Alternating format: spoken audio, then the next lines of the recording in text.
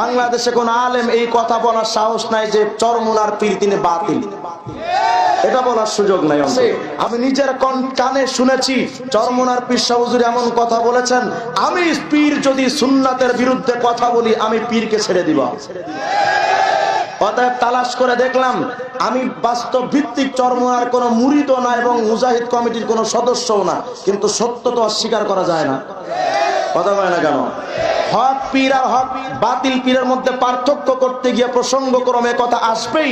বাংলাদেশে কোন আলেম এই কথা বলার সাহস নাই যে চরমুনার পীর তিনি বাতিল, এটা বলার সুযোগ নাই। অন্তত হয়তো আদর্শিক চেতনায় ভিন্নতা থাকতে পারে, কিন্তু হক বাতিল এটা পার্থক্য করার জন্য প্রয়োজনই পড়বে না।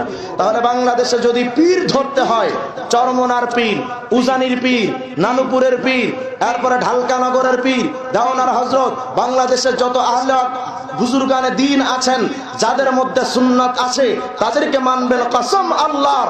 আজকে চরমুনার পীর সুন্নাতের পক্ষে কথা বলে বলে আমি চরমুনার পক্ষে কথা বলি, আজকে রাত্রে বেলা যদি চরমুনার পীর সুন্নাতের বিরুদ্ধে কথা বলে, চরমুনার পীরের বিরুদ্ধে কথা বলতে আমাদের কণ্ঠ বাঁধবে না।